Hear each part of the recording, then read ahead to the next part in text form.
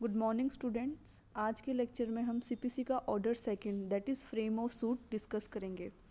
तो order second का rule first ये बोलता है कि every suit shall as far as practical be framed as to afford ground for final decision upon subject in dispute and to prevent further litigation concerning them.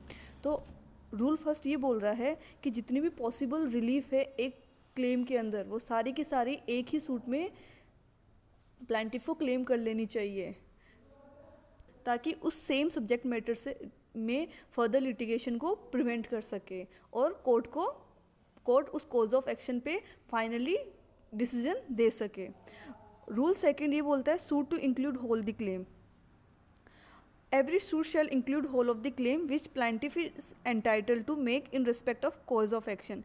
किसी एक विवाद पे plaintiff को सारे के सारे एक साथ क्लेम कर लेना चाहिए, पर इसका एक्सेप्शन है कि अगर प्लांटिफ चाहता है कि किसी पर्टिकुलर मतलब किसी जुरिडिक्शन के अंदर चाहता है किसी केस को फाइल करना, तो उस केस में प्लांटिफ अपना जो पोर्शन है क्लेम का, जो पोर्शन है रिलीफ का, जो क्लेम का जो पोर्शन है उसको रेलिंक्विश कर सकता है in order to bring that suit in the jurisdiction of a particular court.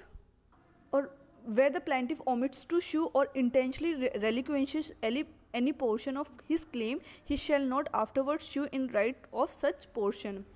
जहाँ पे प्लेंटिफ अपनी मर्जी से किसी पोर्शन को, किसी क्लेम के पोर्शन को रेलिंक्विश कर देता है, नहीं ऐड करता, तो उस कॉज ऑफ एक्शन का जो क्लेम है तो वो उसको आफ्टरवर्ड्स उसके रिगार्डिंग केस फाइल नहीं कर सकता। इसका बेसिकली ये मोटिव होता है कि a defendant shall not be vexed twice for the same cause of action. एक ही कॉज ऑफ एक्शन के लिए उस डिफेंडेंट को बार बार डिफेंडेंट के अगेंस्ट बार बार केस नहीं लाया जा सकता। ऑर्डर टू का रूल 2 का सब रूल 3 ये बोलता है कि a person is entitled to more than one relief. जहाँ एक पर्सन एंटाइटल्ड है एक से ज़्यादा रिलीफ के लिए in respect of the same cause of action may sue for all or any of such relief, but where he waives to sue for this cause of action he shall not sue afterwards except with the leave of the court. अब ये कहना चाह रहा है कि एक plaintiff है, एक पर्सन है, उसके पास एक ही कॉज ऑफ एक्शन पे 4-5 रिलीफ क्लेम कर सकता है वो, पर वो वहाँ पे उस मैटर में सिर्फ एक ही रिलीफ क्लेम करता है और 2-3 रिलीफ को रेलिंक्विश करता है, या फिर 2-3 रिलीफ क्लेम कर लेता है, एक रिलीफ को रेलिंक्विश करता है, नहीं लेता है। तो अगर वहाँ पे अगर उसने कोर्ट की परमिशन ली है तो वो आफ्टरवर्ड्स उसके अगेंस्ट में केस फाइल कर सकता है if he has taken the leave of the court. Leave of the court means permission of the court. But अगर परमिशन ऑफ द कोर्ट नहीं ली गई है तो उस सब्जेक्ट मैटर में वो पर्सन बाद में सेम कॉज ऑफ एक्शन के लिए, उस रिलीफ के लिए केस फाइल नहीं कर सकता। एग्जाम्पल लेते हैं इसका। ए है जो कि अपनी लैंड बी को सेल कर रहा था फॉर एग्जाम्पल 1 लाख रुपीज़ में, ठीक है। बाद में ए को उससे और उनके बीच में एग्रीमेंट हुआ for the sale of the land, पर बाद में ए को सी मिलता है जो कि उस लैंड का प्राइस दे रहा होता है 2 लाख रुपए। तो इसमें क्या करता है बी है ना, कोर्ट में जाके जो सेल हुई है सी के साथ, एक ही सी के साथ सेल हुई, उस पर स्टे ऑर्डर लेके आना चाहता है, उस पर इंजेक्शन लगवाना चाहता है कि ये एग्रीमेंट पहले मेरे साथ हो रखा है। तो यहाँ पे बी एक काम कर सकता है कि उस एग्रीमेंट पे स्टे के साथ साथ वो स्पेसिफिक रिलीफ भी क्लेम कर सकता है। अगर बी इस केस में स्पेसिफिक रिलीफ का क्लेम नहीं करके सिर्फ इंजेक्शन का क्लेम करता है तो बाद में से इसी केस में, इसी कॉज ऑफ एक्शन में बाद में वो स्पेसिफिक रिलीफ के लिए अलग से क्लेम नहीं ला सकता। ये रूल 2 का सब क्लॉज 3 बोलता है। अब रूल 3 एंड रूल 6 बात करते हैं joinder of cause of action की। हमने प्रीवियस लेक्चर में पढ़ा है कि joinder of parties to the case. अब यहाँ पे हम पढ़ रहे हैं joinder of cause of action. Joinder of cause of action में ये कहा गया कि एक प्लेंटिफ एक डिफेंडेंट के अगेंस्ट अगर उसके सेवरल कॉज ऑफ एक्शन है तो उनको एक ही केस के अंदर यूनाइट कर सकता है। प्लेंटिफ डिफेंडेंट के against several causes of action है तो वो एक केस के अंदर ही सारे कॉजेस ऑफ एक्शन फाइल कर सकता है। और एक डिफेंडेंट या एक से ज़्यादा डिफेंडेंट के अगेंस्ट में सेवरल कॉजेस है तो वो एक ही केस में फाइल कर सकता है। ये तो हो गया पहला सिचुएशन। दूसरा सिचुएशन है कि प्लेंटिफ्स, एक से ज़्यादा प्लेंटिफ्स एक डिफेंडेंट या एक से ज़्यादा डिफेंडेंट के अगेंस्ट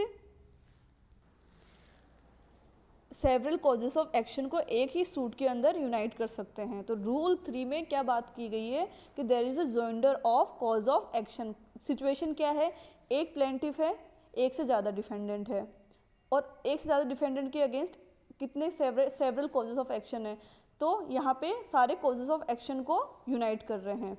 खूब सारे प्लेंटिफ हैं, एक डिफेंडेंट है, एक से ज़्यादा डिफेंडेंट है, तो इस सिचुएशन में भी वहाँ पे जॉइंट इंटरेस्ट होना ज़रूरी है, सबका कॉमन इंटरेस्ट होना ज़रूरी है, तभी आप सारे कॉजेस ऑफ एक्शन को एक ही केस के अंदर यूनाइट कर सकते हो, ऐड कर सकते हो।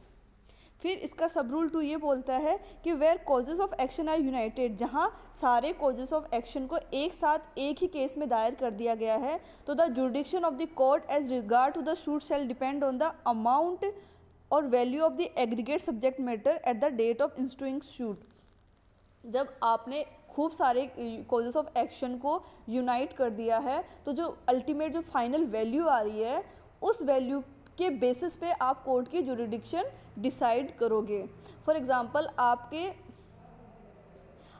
डिफेंडेंट के अगेंस्ट केस लेके आए और ये था पेमेंट ऑफ रेंट था, तो पेमेंट ऑफ रेंट में 2000 का 2001 का है 1 लाख रुपया, 2002 का है 1.5 लाख रुपया, तो आप सारे 2001, 2002, 2003 सबको यूनाइट करके जो फाइनल वैल्यू आ रही है, तो फाइनल वैल्यू फॉर एग्जांपल आ गई 5 लाख रुपए, तो कोर्ट की जो पेक्यूनियरी जुडिक्शन है वो 5 लाख के ऊपर डिसाइड होगी।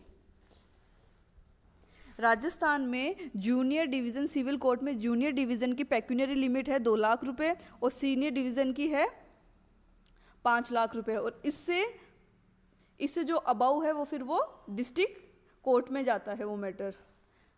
तो अब जहाँ पे अब मैंने केस बताया कि फाइनल वैल्यू सारे कॉजेस ऑफ एक्शन को यूनाइट करके 5 लाख रुपए आ रही है, तो 5 लाख तक तो सीनियर डिवीज़न में फाइल हो जाएगा। अगर 5,50,000 हो जाता है तो फिर वो डिस्ट्रिक्ट कोर्ट में जाएगा वो मैटर, फिर वहाँ पे केस डिस्ट्रिक्ट कोर्ट में फाइल होगा। अब इसके साथ ही हम रूल 6 पढ़ लेते हैं ऑर्डर 2 का, विच सेज दैट कि where it appears to the court that the joinder of causes of action may embarrass or delay the trial or otherwise inconvenient the court may order separate trial. Court को लगता है कि causes of action को unite करने से जो court की trial है वो डिले हो जाएगी या इनकॉन्वीनियंस होगा कोर्ट को, तो इस केस में कोर्ट के पास पावर है कि वो सेपरेट ट्रायल ऑर्डर कर सकता है। रूल 4 ऑर्डर 2 का ये बोलता है कि only certain claims to be joint for recovery of immovable property. जहाँ रिकवरी ऑफ इमूवेबल प्रॉपर्टी है तब आप कौन कौन से क्लेम को ज्वाइन कर सकते हो। तो पहला है क्लेम फॉर मीन प्रॉफिट और arrears of rent in respect of property claimed और एनी पार्ट देयर ऑफ, कि अगर मैस ने प्रॉफिट से कोई किसी के पास रॉन्गफुल पोजीशन था और वहाँ पे रिकवरी हो रही है इमूवेबल प्रॉपर्टी की, तो उसने eight the time of position जितने भी प्रॉफिट्स अर्न किए हैं तो इमूवेबल प्रॉपर्टी की रिकवरी में वो प्रॉफिट्स डिमांड किए जा सकते हैं। Claim for damages for breach of any contract under which the property or any part thereof is held. अगर उस प्रॉपर्टी के रिगार्डिंग कोई कॉन्ट्रैक्ट किया गया था और उसका ब्रीच हुआ है उस कॉन्ट्रैक्ट का, तो उसके रिगार्डिंग डैमेजेस भी क्लेम कर सकते हैं। तो रिकवरी ऑफ प्रॉपर्टी में क्या क्या क्लेम कर सकते हो, claim for mesne profit, second arrears of rent आप क्लेम कर सकते हो, जितने भी उसका रेंट आया है वो आप क्लेम कर सकते हो। Third claim for damages for breach of contract, अगर उस प्रॉपर्टी के रिगार्डिंग कोई भी कॉन्ट्रैक्ट किया गया था तो उसका ब्रीच हुआ है तो उसके रिगार्डिंग आप डैमेजेस क्लेम कर सकते हो। तो इमूवेबल प्रॉपर्टी में आप सिर्फ यही क्लेम कर सकते हो। रूल 7 बोलता है ऑब्जेक्शन एज टू मिसजॉइंडर और causes of action.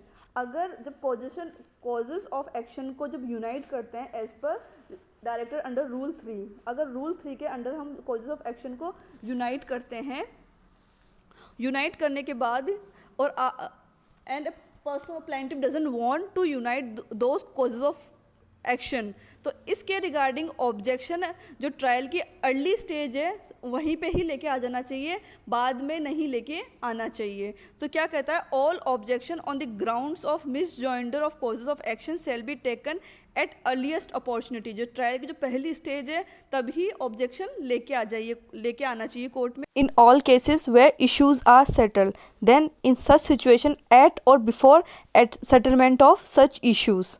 So firstly क्या कहता है कि ट्रायल की पहली स्टेज पे स्टार्टिंग की स्टेज है तभी ऑब्जेक्शन लेके आ जाइए। सेकेंडली जब इश्यूज़ का सेटलमेंट हो जाता है तो at the time of settlement of issues or before the settlement of the issues, अगर इन दोनों स्टेज के टाइम पे ऑब्जेक्शन नहीं रेज किया जाता है तो क्या माना जाएगा, that objection has been waived. So that's all for today, thank you.